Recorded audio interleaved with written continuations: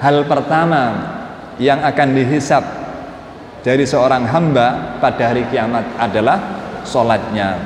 Fa'in sholahat sholaha sa'iru amalihi.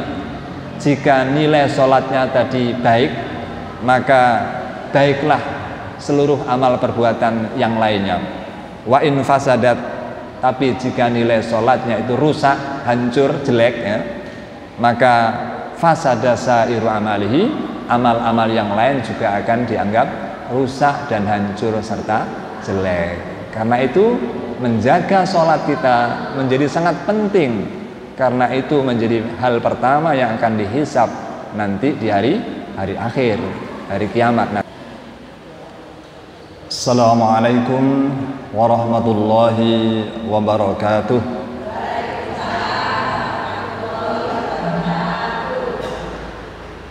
Innal hamdalillah nahmaduhu wa nasta'inuhu wa nastaghfiruh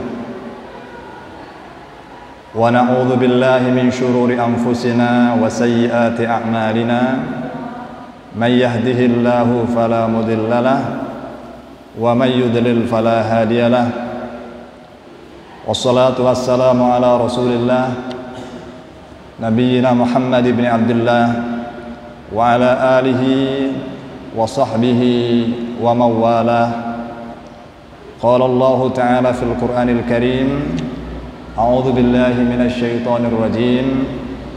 Ya ayyuhalladzina amanu taqullaha haqqa tuqatih wa la tamutunna illa wa antum muslimun. Kaum muslimin, muslimat rahimakumullah, khususnya pertama-tama marilah kita senantiasa bersyukur kehadirat Allah Subhanahu wa taala bahwa pada hari ini, pada sore ini kita kembali diberi kesempatan oleh Allah untuk bermuajahah dalam rangka meningkatkan diri, meningkatkan pengetahuan dan wawasan kita tentang agama Islam.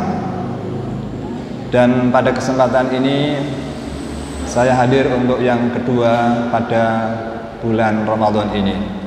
Mudah-mudahan majelis ini akan membawa manfaat yang sebesar-besarnya bagi kita semuanya, sehingga akan meneguhkan keimanan kita, meningkatkan ketakwaan kita kepada Allah Subhanahu wa taala dengan pengetahuan-pengetahuan agama yang senantiasa kita tingkatkan dan kita kembangkan.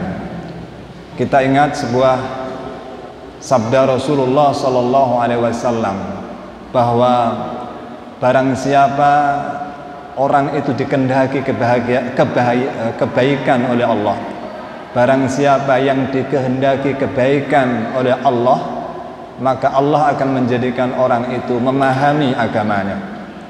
Karena itu kita balik, kalau kita ingin menjadi orang baik, maka kita harus berusaha untuk meningkatkan pemahaman kita tentang agama kita.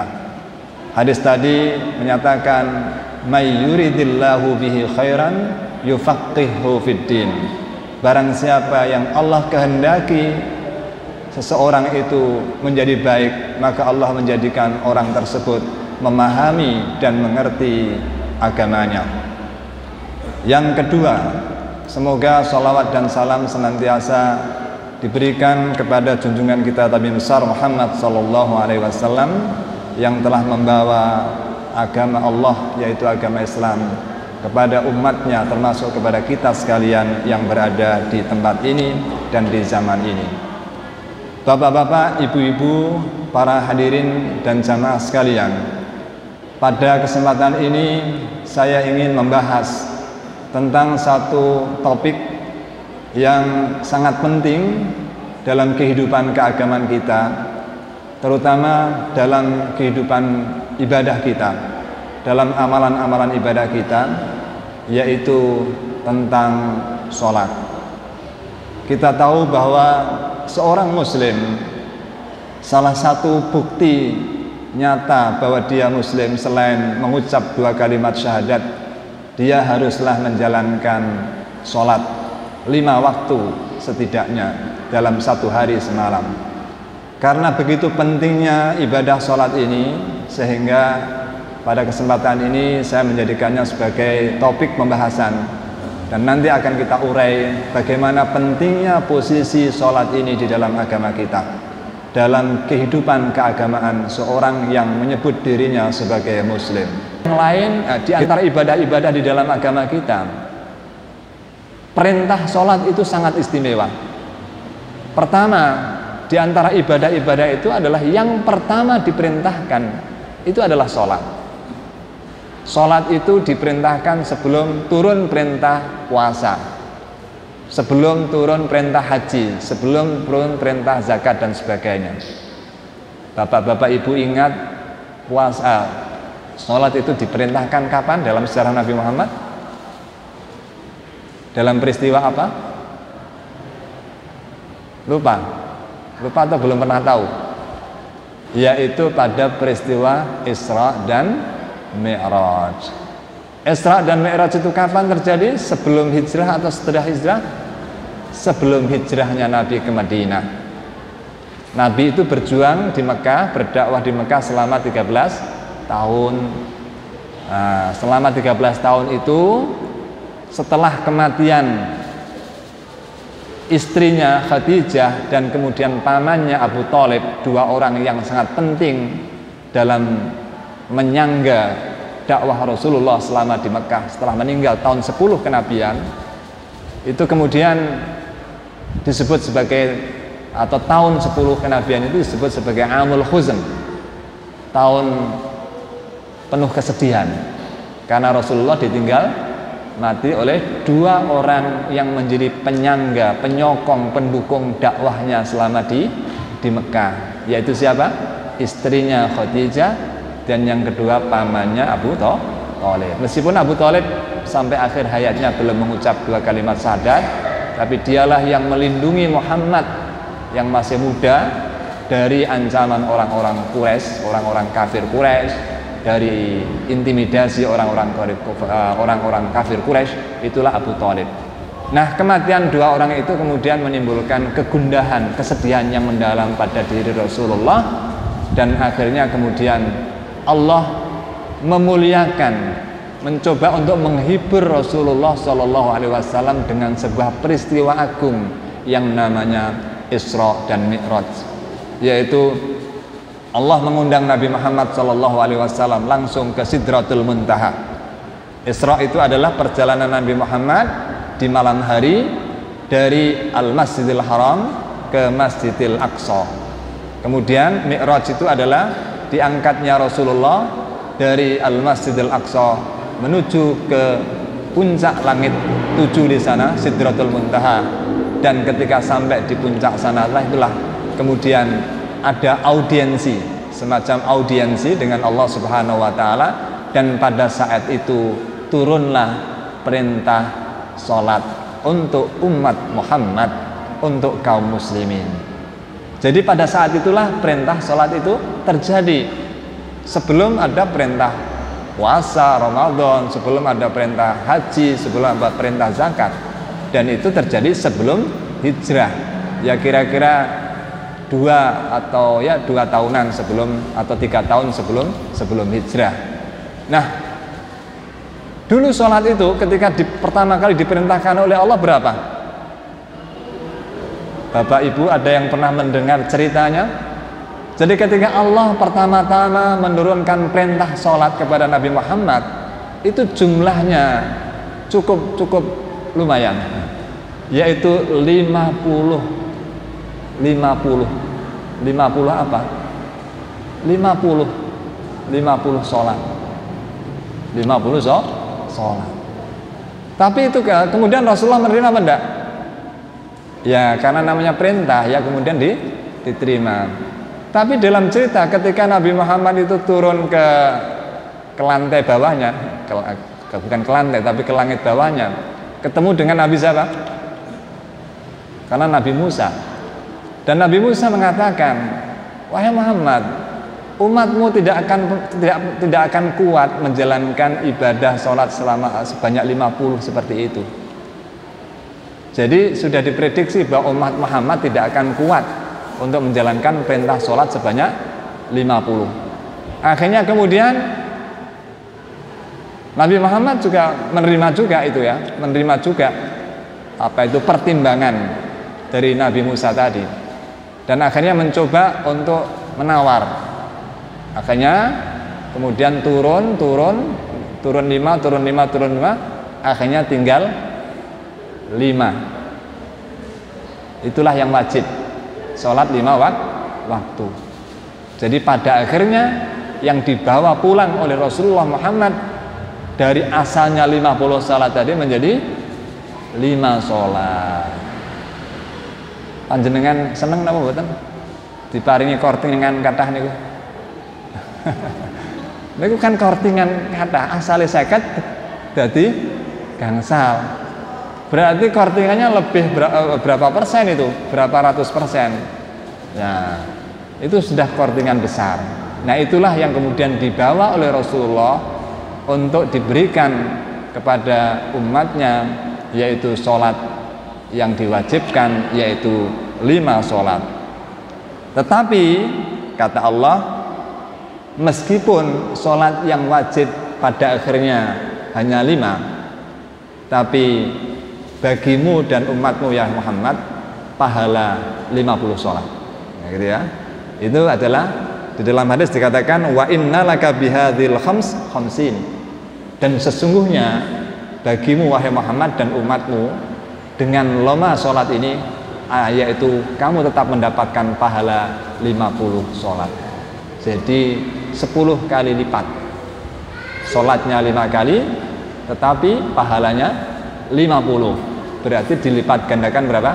10 kali lipat. Dan itulah kebaikan yang diberikan Allah kepada kita. Ketika kita melakukan kebaikan, itu setidaknya akan dilipat gandakan pahalanya menjadi 10 kali lipat. Kecuali puasa. Kalau puasa itu sangat istimewa, Allah sendirinya akan memberikan balasan bagi orang-orang yang berpuasa. Jadi ini diantara keistimewaan sholat ya. Jadi perintahnya sangat istimewa, yaitu dengan diundangnya Rasulullah ke Sidratul Muntaha untuk mendapatkan perintah ini pada peristiwa Mi'raj. Sementara ibadah-ibadah yang lain diturunkan setelah itu, saat Rasulullah sudah berhijrah ke Madinah. Misalnya puasa Ramadan itu diperintahkan pada tahun 2 Hijriah. Begitu juga ibadah-ibadah yang lain. Di Madinah itu banyak sekali turun perintah-perintah yang terkait dengan syariah, tatanan-tatanan hukum, baik yang terkait dengan ibadah maupun muamalat. Tetapi sholat adalah ibadah yang diperintahkan sebelum Nabi Muhammad hijrah ke Madinah. Kemudian sholat juga menduduki posisi penting nanti di alam akhirat. Dikatakan dalam sebuah hadis bahwa di antara amal perbuatan manusia yang nanti pertama-tama akan dihisab oleh Allah, di antara perbuatan-perbuatan yang lain pertama-tama adalah sholatnya. Jadi sholat itulah awal perbuatan yang akan dilihat oleh Allah, yang akan dihisab pada hari kiamat kelak. Lalu bagaimana? Kalau hasil nilai sholat kita itu baik, maka seluruh amal perbuatan yang lain akan dianggap baik. Tetapi jika nilai sholat kita selama kehidupan di dunia ini jelek, maka seluruh amal perbuatan yang lain juga dianggap jelek. Apa hadisnya? Awwalu ma yuhasabu bihil abdu yaumal qiyamati as-shalah. Hal pertama yang akan dihisab dari seorang hamba pada hari kiamat adalah sholatnya. Fa in sholahat sholaha sairu amalihi. Jika nilai sholatnya tadi baik, maka baiklah seluruh amal perbuatan yang lainnya.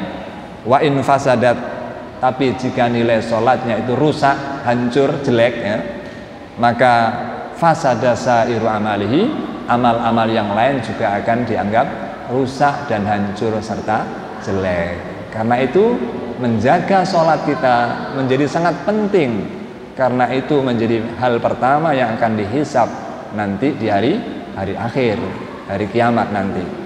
Nah, kemudian tentang pentingnya sholat ini juga ditunjukkan pada wasiat Rasulullah Shallallahu Alaihi Wasallam yang terakhir sebelum beliau meninggal itu apa? Selain taraktu fikum, amroin itu yang kemarin kita bahas, taraktu fikum ma in tamassaktum bihi ma lan tadillu abadan, itu yaitu Alkitab, kitab Allah wa sunnati. Selain itu ada juga wasiat yang diucapkan oleh Rasulullah, yang keluar dari mulut Rasulullah pada menjelang akhir-akhir hayatnya, yaitu apa? As-shalah, as-shalah, as-shalat wa ma malakat aymanukum. Inilah yang terucap di mulut Rasulullah menjelang akhir hayatnya. Artinya dia berpesan kepada kita semuanya, kepada umat Islam, as-shalah, as-shalah, perhatikan sholatmu, jangan tinggalkan sholatmu, laksanakanlah sholatmu dengan baik. Wa ma malakat aymanukum, ma malakat aymanukum itu adalah artinya adalah budak-budak kalian. Dan ini artinya apa? Bahwa budak-budak kalian itu jangan kamu aniaya, berilah hak-hak mereka, perlakukanlah dengan baik sebagai manusia, meskipun statusnya adalah seperti harta benda, tetapi Rasulullah berwasiat agar umat Islam ketika masih memiliki budak harus memperlakukan dengan baik, bahkan kalau perlu harus dimerdekakan sebagai manusia-manusia merdeka. Islam sendiri hadir di zaman yang mengenal perbudakan. Pada masyarakat Arab perbudakan saat itu biasa, tetapi ajaran Islam hadir untuk menghapus perbudakan. Rasulullah sendiri banyak memerdekakan budak-budak. Abu Bakar memerdekakan Bilal bin Rabah. Bilal bin Rabah adalah seorang budak kulit hitam, ketika disiksa oleh majikannya karena dia masuk Islam, akhirnya kemudian dibeli oleh Abu Bakar. Tapi setelah dibeli bukan untuk dijadikan budak, untuk dimerdekakan sebagai manusia merdeka. Begitu juga di dalam Islam, perbudakan itu dihapus dengan cara apa? Dengan cara memerdekakan budak itu sebagai bagian dari hukuman-hukuman. Misalnya, kalau ada seorang muslim, suami istri melakukan pelanggaran besar pada siang bulan Ramadan, apa kafaratnya? Hukumannya apa? Yang pertama adalah itqu raqabah, memerdekakan budak. Itu kalau zaman masih mengenal perbudakan, atau ketika di masyarakat itu masih ada perbudakan, maka hukumannya adalah memerdekakan budak muslim. Tetapi kalau tidak bisa dan tidak ada, yaitu siyamu syahraini mutatabi'aini, puasa 2 bulan berturut-turut. Kalau tidak bisa, memberikan makan 60 orang miskin sebagai ganti dari puasa 60 hari. 60 hari adalah identik dengan 2 bulan tadi. Nah, itu bahwa Islam juga menghapus perbudakan melalui berbagai instrumen dan melalui beberapa cara, melalui tindakan Rasulullah sendiri, tindakan para sahabat yang memerdekakan budak-budak muslim pada saat itu, juga melalui ajaran-ajaran Islam yang meletakkan kewajiban membebaskan budak sebagai hukuman bagi pelanggaran-pelanggaran tertentu. Nah, itulah. Jadi ini wasiat terakhir Rasulullah menjelang akhir hayatnya adalah as-salata, as-salat, as-salata. Terus wa ma malakat aymanukum. Wahai saudara-saudaraku, sahabatku, sholat. Jangan tinggalkan sholat, perhatikan sholat kalian. Kemudian laksanakan sholat dengan baik, dan juga perhatikan budak-budak itu. Berilah hak-hak mereka secara baik, jangan aniaya mereka, jangan diperbudak. Meskipun saat itu budak masih diakui sebagai hal yang sah, ya. Tetapi perlakuan seorang majikan muslim terhadap budaknya haruslah menjadi majikan yang baik. Kalau dalam kehidupan kita mungkin ya tidak ada perbudakan, tetapi kalau pembantu kan banyak. Kalau ada seorang majikan kemudian memiliki pembantu, kira-kira bagaimana perlakuannya kepada pembantu? Boleh nggak kita memperbudak pembantu kita? Di luar peri kemanusiaan, nggak boleh. Nah, kita harus tetap menganggap mereka sebagai manusia. Bahkan kalau pembantu di dalam masyarakat itu derajatnya lebih tinggi dari budak pada zaman dahulu. Kalau budak itu seperti hak milik, bisa dijual, bisa dibeli. Misalnya kalau saya punya budak, kemudian ada orang mau membelinya, ibarat itu adalah seperti hewan ternak gitu ya, bisa dijual, bisa dibeli, dan saya boleh mempekerjakan budak saya semau saya, dan budak itu harus taat. Itu lebih rendah derajatnya dari pembantu pada zaman sekarang. Kalau pembantu sekarang ini sudah dibatasi oleh aturan-aturan ya, norma-norma sosial, kelayakan dan apa seharusnya perlakuan seorang majikan terhadap pembantunya. Misalnya ada standar-standar tertentu, apalagi kalau misalnya bekerja di luar negeri, ada standar perlakuan yang boleh dan yang tidak boleh diperlakukan seorang majikan kepada pembantunya. Seperti kita kan banyak mengirim TKI ya, tenaga kerja Indonesia